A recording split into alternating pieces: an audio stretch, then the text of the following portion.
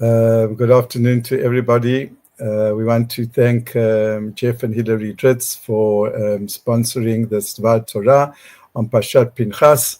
And it's Li'ilu Nishmat, Jeff's father, Shaga Feivel ben Mordechai, and Hilary's mother, Leah Dvora bat David, Zichronam Livracha.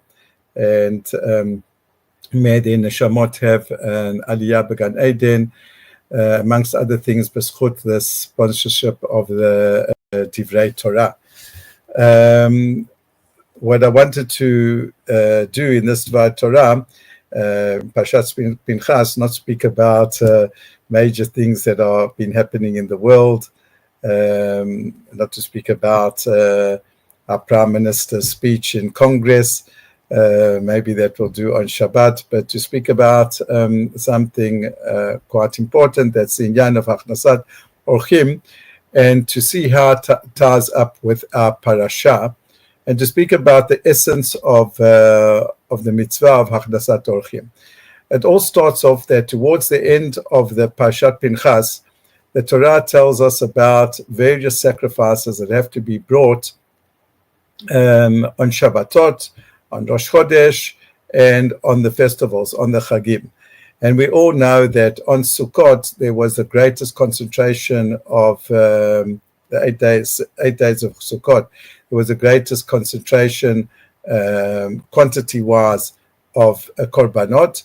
Over Sukkot, we brought 70 Korbanot, and everyone knows that the 70 Korbanot that we bring on Sukkot is to bring about some sort of atonement also for the nations of the world. We, the Jewish people, are considered to be, the Kuzari says, or uses the expression, we are the lave, we are the heart of the nations, and a heart is an organ which pumps blood to everywhere. And in other words, we're not just about ourselves, but we've got a responsibility to the nations of the world. And that's on the one hand. On the other hand, the order and the way in which the sacrifices are brought is that one day we bring 13, the next 12, the next 11, 10, etc. So the sequence and the order is that pochet v'olech.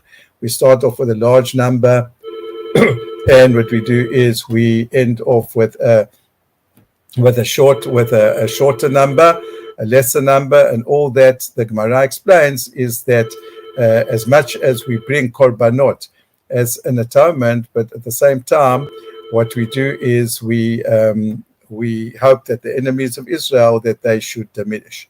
Okay, all this is something which is basically everybody knows. And Rashi, though, at the end of his commentary on the 70 korbanot that we bring, he says that on Shmini Atzeret, we bring one korban for the sake of Am Yisrael, and this like modest korban that we bring for the Jewish people, on behalf of the Jewish people, is to show the chibah, how the Jewish people are beloved, and even with a small gift, we sit down to an intimate Suda with HaKadosh Baruch Hu. So that's what Rashi brings in his first Perush. But now Rashi says something quite startling. He says it's not his Perush, he brings from the Midrash Rabbi Tanchuma, that Rabbi Tanchuma says that the order that over Sukkot we bring 70 korbanot. And then on Shmini Atzeret, the 8th day, we bring one korban. And the whole time we are going in decreasing order. It teaches us Derech Eretz. What's the Derech Eretz? The Derech Eretz, the proper way to behave, is that when one does Hachnasat Orchim, when one invites people into their homes, so on the first day, a person should give the guest a lavish meal. The second day, less lavish. Third day, even less lavish. And then by the time, as he continues to stay on, so you should just give him like an ordinary meal, something that is not like special at all. So this is what Rashi says, it teaches us the principle of Derech Eretz. The problem is that why is this the proper way to behave? I mean, let's say that a guest comes to us for a certain amount of time, And in the beginning, what we do is we give him a large meal, then afterwards something like more basic. Why is that considered to be proper behavior? I mean, I wouldn't interpret it that when this type of behavior is like an indication to the guest that, you know what, don't overstay your time over here. It's like a gentle hint that, you know what, the first day we honored you, the second day, third day, fourth day is like, take a hint. And, you know, the time is there to go, time to go. And yet Rashi is saying, quoting the Midrash, that it's exactly the opposite. This is the proper way to behave. And this is especially difficult that when we look at the way that Abraham, that's the source of Hachnasat Orchim, the way that he welcomed the three angels. He made this a spectacular meal. So, I mean, I would think that the whole essence of Hachnasat Orchim is that to show how honored we look at guests, how special we look at guests. That's what the mitzvah is. The Shirat David, he says that that's not the essence of Hachnasat Orchim. The essence of Hachnasat Orchim is to make a guest feel at home. And that's what the Midrash is saying.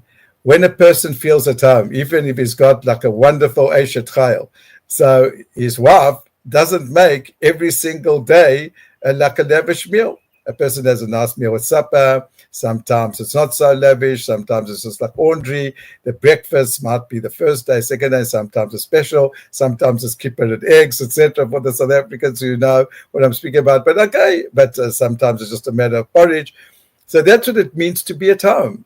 To be at home is that, and to feel relaxed, is that one doesn't always have to have a special meal. And that is what the Tanchuma Midrash is coming to tell us. The essence of Hachnasat Orchim is that to make a person feel at home, whether in his conversation, in the meals, in putting up a person, that to give him a place to stay, if he needs it, to sleep over, etc. Just that the person should be relaxed. That is the essence.